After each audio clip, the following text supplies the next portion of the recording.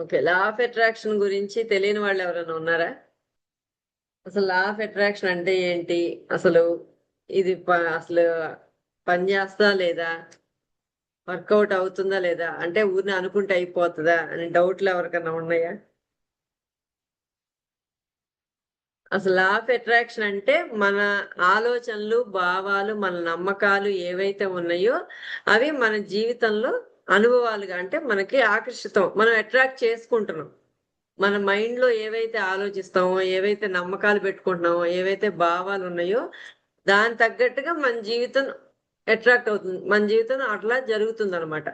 మనం నమ్మినా నమ్మకపోయినా, తెలిసినా తెలియకపోయినా మనం అట్లా ఆలోచిస్తున్నాం అంటే తెలిసి కాన్షియస్ గా ఆలోచించిన ఆ అంటే తెలిసి ఆలోచించినా తెలియక చేసినా కూడా అది జరుగుతూనే ఉంటుంది.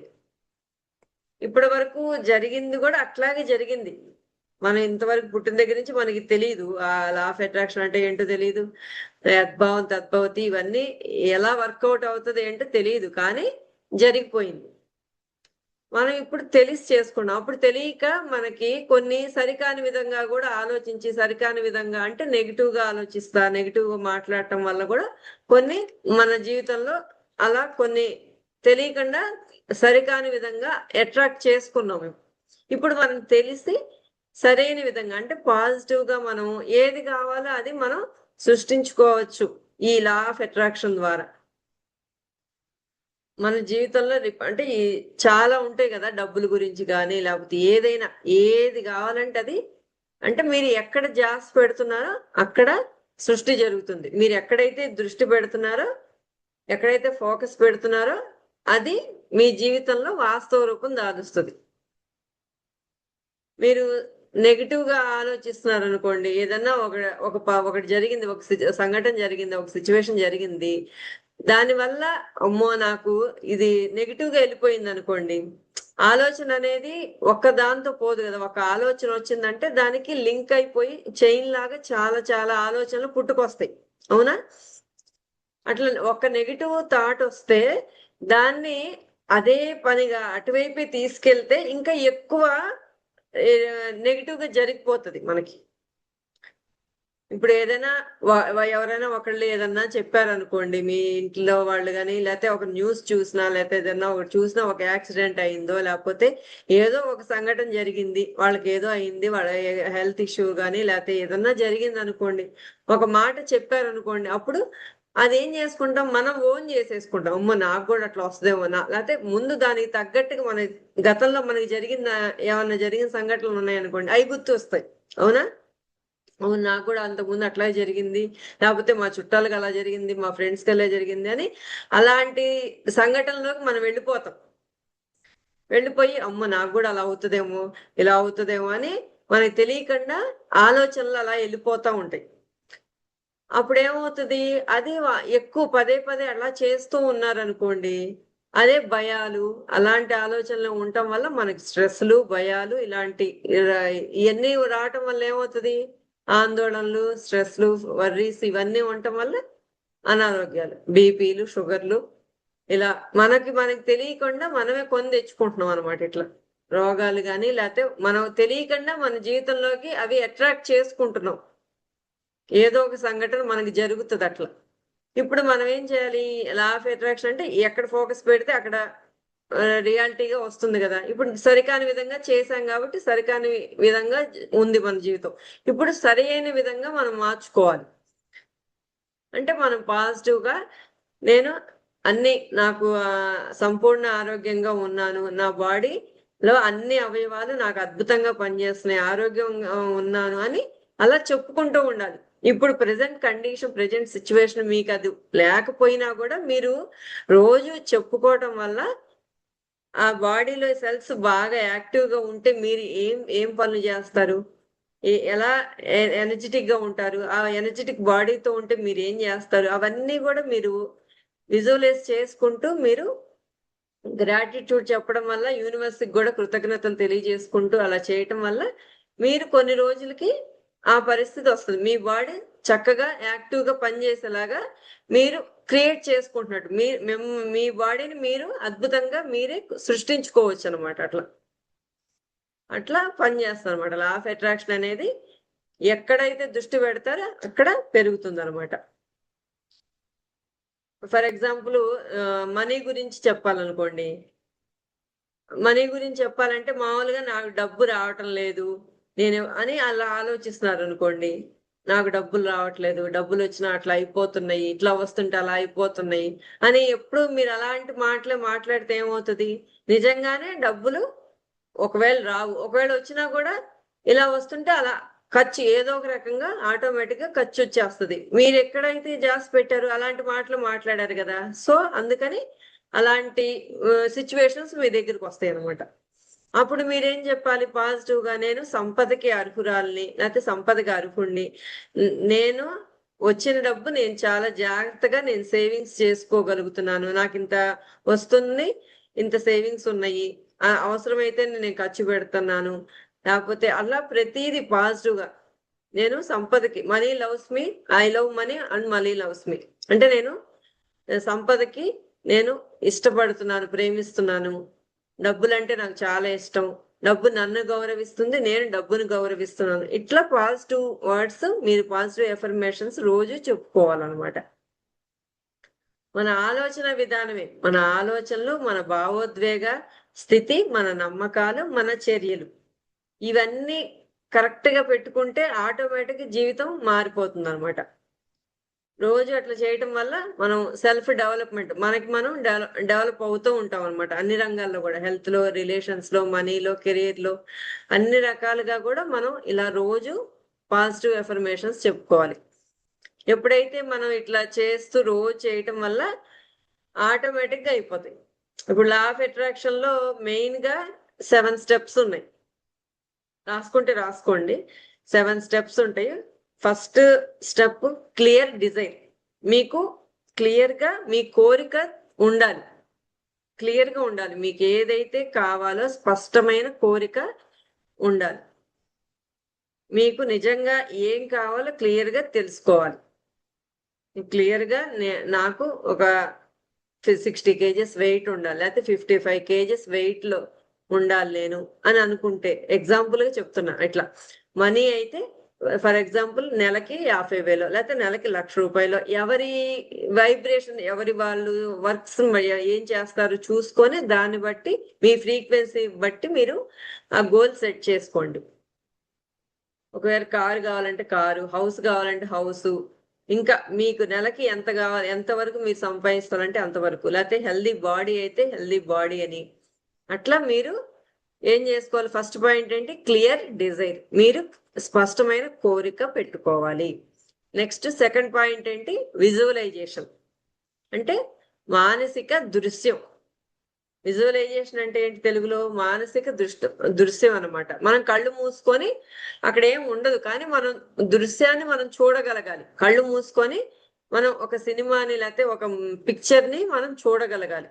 ఆల్రెడీ ఇప్పుడు హెల్దీ బాడీ అనుకున్నాము, 55 kgs అనుకుంటున్నాం.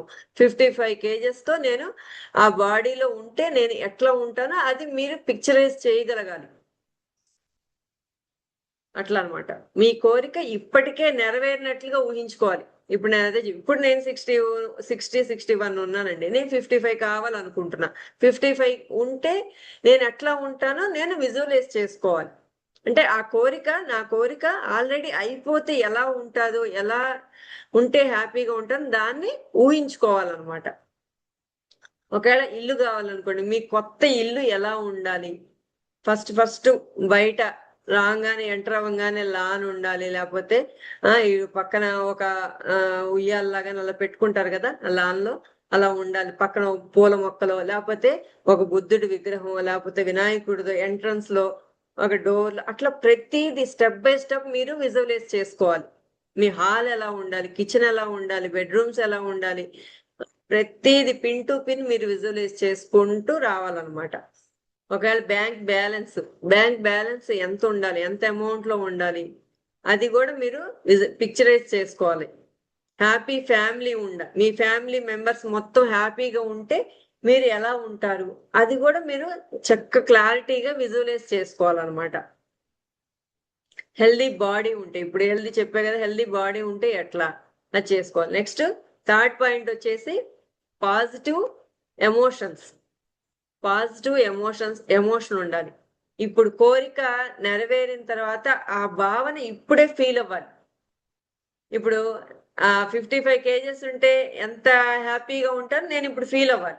ఒకవేళ కొత్త ఇల్లు కావాలంటే ఆ కొత్త ఇల్లు ఇప్పుడే వచ్చేసేస్తే మీరు ఆల్రెడీ అయిపోయింది, మీ గృహప్రవేశం అయిపోయారు, అవన్నీ అయిపోయి మీరు ఆ ఇంట్లో ఉంటున్నారు. ఆ ఇంట్లో ఉంటుంటే మీరు ఎంత హ్యాపీగా ఉంటారో ఆ హ్యాపీనెస్ ని ఇప్పుడు మీరు జనరేట్ చేయగలగాలన్నమాట.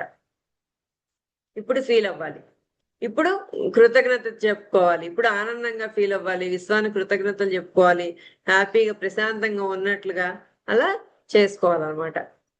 నెక్స్ట్ 4th పాయింట్ వచ్చేసి ఎఫర్మేషన్స్. ఎఫర్మేషన్స్ అంటే ఇవి పాజిటివ్ వాక్యాలు ప్రతిరోజు చెప్పాలి. ప్రతిరోజు మీరు ఆ గోల్ ని రీచ్ అయ్యేదాకా చెప్పుకోవాలి. మీరు 55 kgs అన్నారు, లేకపోతే ఒక కొత్త ఇల్లు అన్నారు, లేకపోతే నెలకి 1,00,000 రూపాయలు అనుకున్నారు, ఏదన్నా కానీ ఏదో ఒకటి తీసుకోండి. అన్ని ఒకేసారి యూనివర్స్ కి చెప్పవాకండి. గోల్స్ అనేది ఒకేసారి ఇవ్వాలంటే కన్ఫ్యూజ్ అయిపోతుంది, ముందు మీకు మీరే నమ్మరు. కాబట్టి ఫస్ట్ ఒకటి పెట్టుకోండి, ఒక గోల్ పెట్టుకొని ఒక 21 days పాటు దానికి తగ్గట్టుగా మీరు ఎఫర్మేషన్ పెట్టుకోండి పాజిటివ్గా, ఆల్రెడీ అయిపోయినట్లుగా. నేను సంపదను ఆకర్షిస్తున్నాను. ఎగ్జాంపుల్ గా ఈ ఎఫర్మేషన్స్ రాసుకోండి కావాలంటే. నేను సంపదను ఆకర్షిస్తున్నాను, నా జీవితంలో అబండెన్స్ ప్రవహిస్తోంది, నేను ప్రేమకు మరియు విజయానికి అర్హురాల్ని లేదా అర్హుణ్ణి అని అట్లా రాసుకోండి.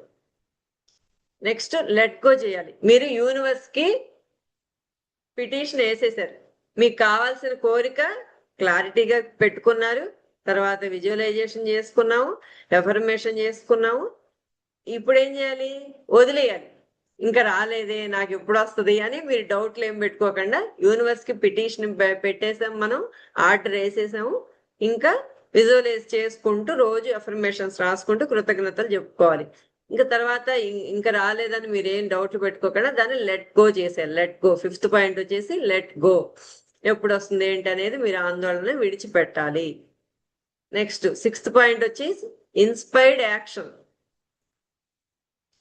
ఇప్పుడు నేను 55 kgs రావాలి, 55 kgs కావాలి అనుకుంటున్నాను. అనుకొని నేను స్వీట్లు, హాట్లు, అవి ఇవి ఆయిల్ ఫుడ్స్ అన్ని తినేసేస్తే నేను ఏమన్నా వస్తానా? ఇంకా 5 kg పెరుగుతా, అంతేనా కాదు? యాక్షన్ తీసుకోకుండా ఊరిని ఎఫర్మేషన్ చెప్పుకొని విజువలైజేషన్ చేసుకుంటే ఉపయోగం ఉంటుందా? యాక్షన్ తీసుకోవాలిగా. నేను కరెక్ట్గా దానికి తగ్గట్లుగా రోజు కాసేపు ఎక్సర్సైజో లేకపోతే వాకింగో లేకపోతే కొంచెం డైట్ ఫాలో అవటం ఇవన్నీ చేస్తూ మెయింటైన్ చేసుకుంటే కొన్ని రోజులకి 55 kgs నేను రీచ్ అవ్వగలుగుతా. అట్లాగే మీ గోల్కి తగ్గట్టుగా మీరు యాక్షన్ తీసుకోవాలి. ఇన్స్పైర్డ్ యాక్షన్ అనమాట. కేవలం ఊహించుకుంటే సరిపోదు, చర్య కూడా అవసరం, యాక్షన్ కూడా కావాలి. ఒకవేళ బిజినెస్ స్టార్ట్ చేయాలనుకుంటున్నారు అనుకోండి, బిజినెస్ చేయటానికి యాక్షన్ తీసుకోవాలి కదా. ముందు స్టెప్ వేస్తేనే కదా దాంట్లో మనం గ్రోత్ చూడగలిగేది. ఏదైనా స్కిల్స్ నేర్చుకోవాలనుకుంటున్నారు, అది ఇంగ్లీష్ నేర్చుకోవాలి, లేకపోతే ఇంకోటి ఏదైనా కొత్త కోర్స్ నేర్చుకోవాలి, దాంట్లో నేను ఇంకా ముందుకు వెళ్ళాలనుకుంటున్నప్పుడు అది ముందు ఒక స్టెప్ వేస్తేనే కదా. స్కిల్స్ ఒక్కొక్కటి రోజు రోజు కొంచెం కొంచెం నేర్చుకుంటాం, అప్పుడు అదే వస్తుంది. అట్లా లేకపోతే క్లయింట్స్ తో మాట్లాడడం, లేకపోతే ఆపర్చునిటీస్, ఇంకేదైనా అవకాశాలు కావాలన్నా కూడా మనం అట్లా చేసుకోవాలి. నెక్స్ట్ లాస్ట్ పాయింట్ వచ్చేసి 7th పాయింట్ గ్రాటిట్యూడ్. యూనివర్స్ గానే కృతజ్ఞతలు చెప్పుకోవటం. మీరు ఎవరినైతే నమ్ముకుంటున్నారో, ఏ దైవానికి అయితే నమ్ముతున్నారో ఆ దైవానికి మీరు కృతజ్ఞతలు చెప్పుకోవాలి రోజు. నా జీవితంలో ఉన్న అన్ని ఆశీర్వాదాలకి కృతజ్ఞతలు, ధన్యవాదాలు విశ్వమ అని చెప్పని అట్లా మీరు రోజు చేసుకోవాలి. ఈ 7 steps ఫాలో అవ్వాలన్నమాట. లా ఆఫ్ అట్రాక్షన్ మన జీవితంలో రావాలంటే మీరు ఏదైనా గోల్ పెట్టుకోవాలి. ఏమైనా రాసుకున్నారు ఒకసారి చెప్పండి. అందరూ అట్లా ఫాలో అవ్వాలన్నమాట. ప్రతిరోజు మీరు ఏవైతే గోల్స్ పెట్టుకున్నారో వాటికి ఈ 7 steps మీరు ఫాలో అయితే ఈజీగా అట్రాక్ట్ చేసుకోవచ్చు మీకు ఏది కావాలంటే అది. ఓకేనా?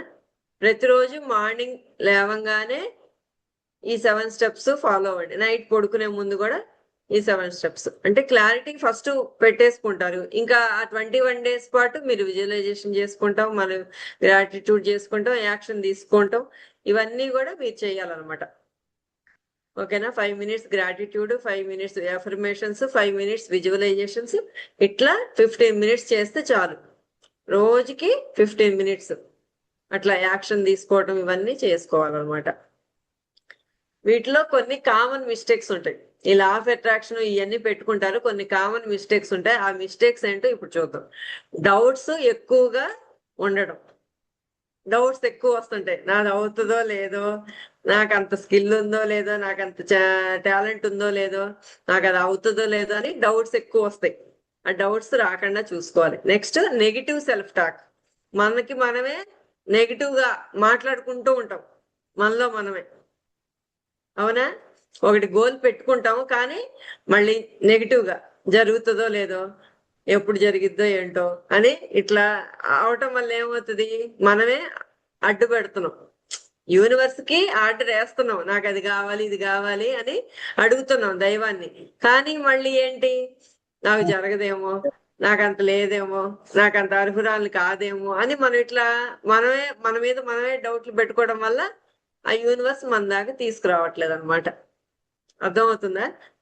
కాబట్టి అవేమి మీరు ఆ నెగిటివ్ టాక్ అనేది తీసేయండి. నెక్స్ట్ కంపారిజన్, పక్కన వాళ్ళకి వచ్చేసింది నాకు రాలేదు, పక్కన వాళ్ళు నెలకి 1,00,000 రూపాయలు, నెలకి 3 లక్షలు సంపాదిస్తున్నారు, నాకు ఇంకా రాలేదు, వాళ్ళు పెద్ద ఇల్లు కట్టుకున్నారు, పెద్ద కారు కొనుక్కున్నారు, నాకు లేదు, లేకపోతే స్పిరిచువల్ గా వాళ్ళు బాగా ఎదిగిపోతున్నారు, నేను ఎదగలేకపోతున్నాను. ఇవన్నీ అసలు ఏం వద్దు. నీకు నువ్వు చూసుకోవాలి. అంటే నిన్న ఎలా ఉన్నాను, నిన్నటి మీద ఇవాళ కొంచెం బెటర్ గా ఉన్నాను, నెక్స్ట్ రేపటికి అట్లా మనకి మనమే కంపేర్ చేసుకుంటూ చూసుకోవాలి. కానీ పక్కన వాళ్ళ గురించి మనం కంపారిజన్స్ పెట్టుకోకూడదు. దానికి తగ్గట్టుగా ఇంకా యాక్షన్, మనం ఏం చేస్తే ఇంకా ఎదుగుతాం అనేది మనం చూసుకుంటూ ఉండాలన్నమాట. యాక్షన్ తీసుకోకపోవడం, అన్ని గోల్స్ పెట్టుకుంటారు, విజువలైజేషన్ చేసుకుంటాం, అఫర్మేషన్ అన్ని చేస్తాం కానీ యాక్షన్ తీసుకోరు. యాక్షన్ తీసుకోకపోవటం వల్ల కూడా మనకి ఏం జరగవు అనమాట. కాబట్టి ఇవన్నీ అయ్యేలా చూసుకోవాలి, కామన్ మిస్టేక్స్ లేకుండా చూసుకోండి.